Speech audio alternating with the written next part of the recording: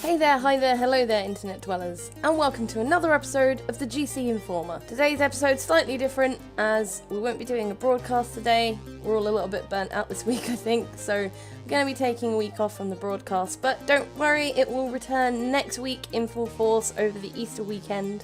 So look forward to that. But in the meantime, let's have a quick roundup of some things that have happened during the last couple of days, followed by a nice headliner for you, and then end on a high with a spot of cheeky good news. Let's go then.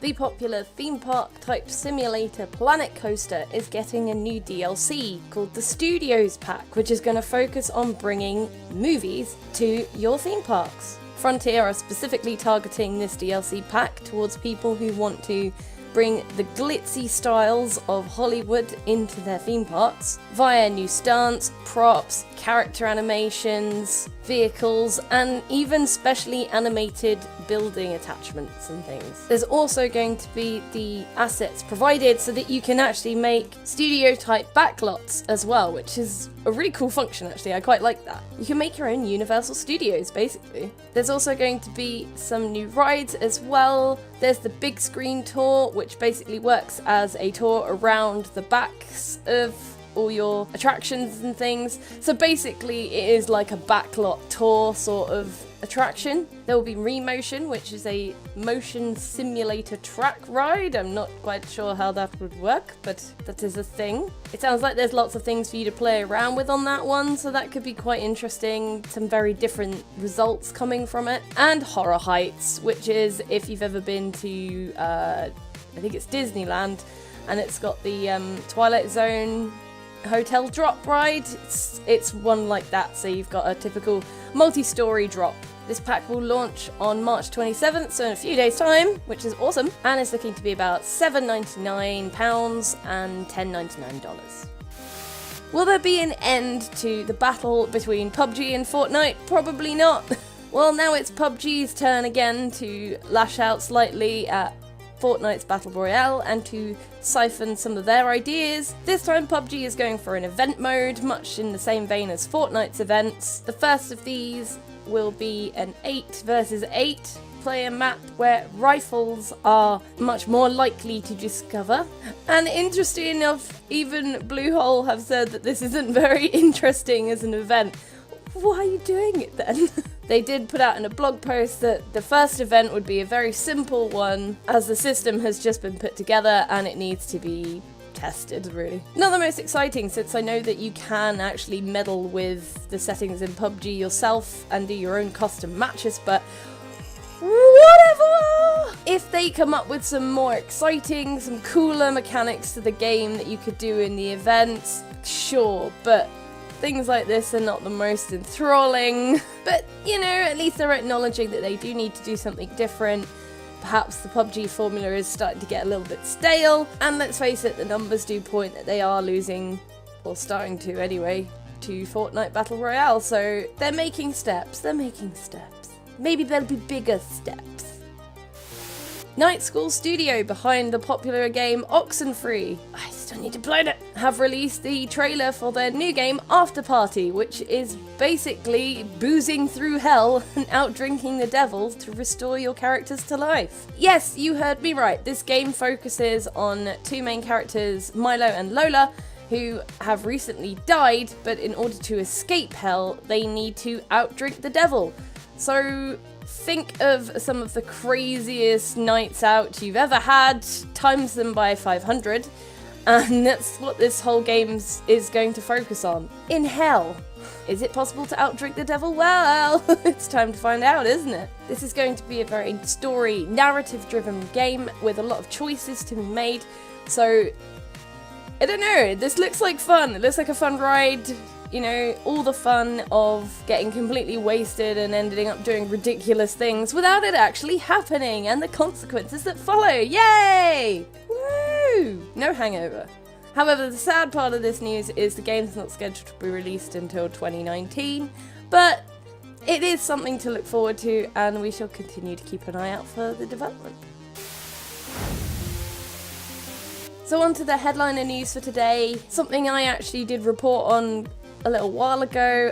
The remake or the Redux or whatever it is for System Shock that was funded over on Kickstarter by Night Dive Studios is now rescheduled for 2020. Before I reported that scarily this had been put on hold because the developer had run out of money, even though they'd raised a shockingly high amount of money, and they had put it on a temporary hiatus, just saying that they needed to step back, reanalyze everything, review what happened, what had gone wrong, where they were going, and sort of reassess what to do and come back to it later. Obviously, people were nervous because a lot of people had funded this project and were worried it was just going to be another dead Kickstarter. But Night Dive Studios are back and they've got more to say about the project, including more information about where they feel the project had gone wrong and some more updates on how production will be resuming. So the problems arose, as we touched on previously, in that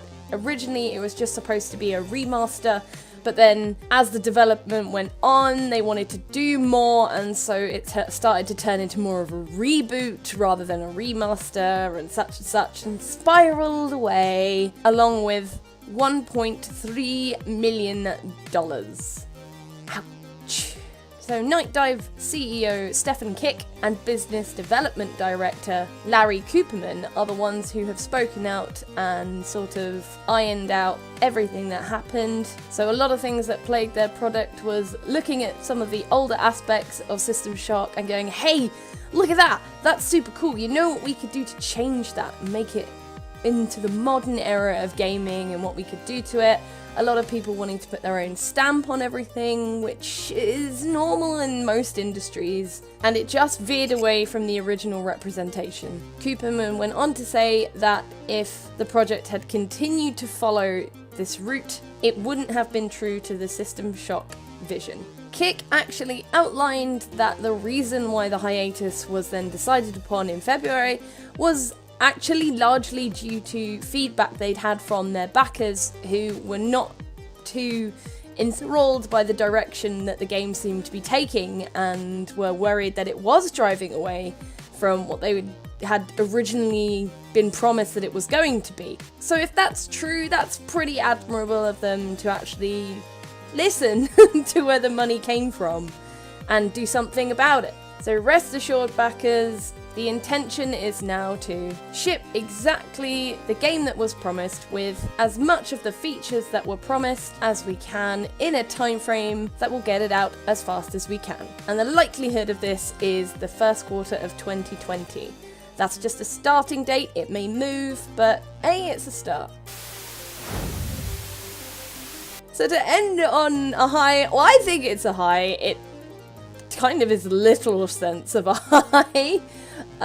Something in the UK that people may not be aware about. There is a pub in Huddersfield that offers a £30 bar tab to anyone who can win a game of Fortnite.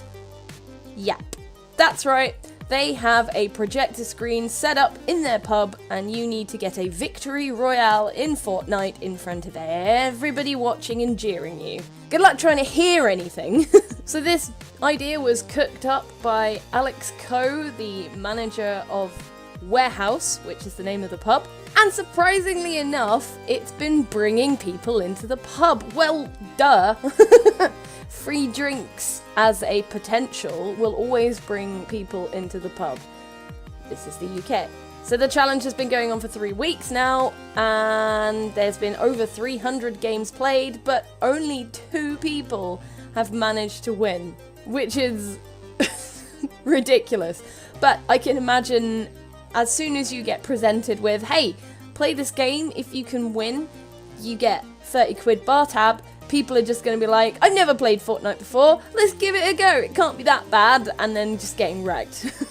It does seem to have been taking a little bit out of context as well, as Co actually explained that it should be £30 for the first person to win each week, but as it's been 3 weeks and he's only had 2 winners, he's decided that maybe he should just upped it to anyone who wins, because nobody wins. They do have other games that they run at this pub as well, so if you want to be drinking whilst playing video games with people out in public, there is also Rocket League and FIFA, but Fortnite is the only one that actually offers a prize if you can succeed. So, hey, if you're in Huddersfield, check out Warehouse if you want to give this a go. It's now going to become more about pride, I think, than it is going to be about the actual money. But I still think that's a pretty cool idea. And that wraps up the news for today. Thank you so much for watching. Sorry again that there won't be a broadcast today, but we will be back with a vengeance. Do not fear. Until then, enjoy the content that comes out during this week. Subscribe for more to keep on top of our awesome gaming content.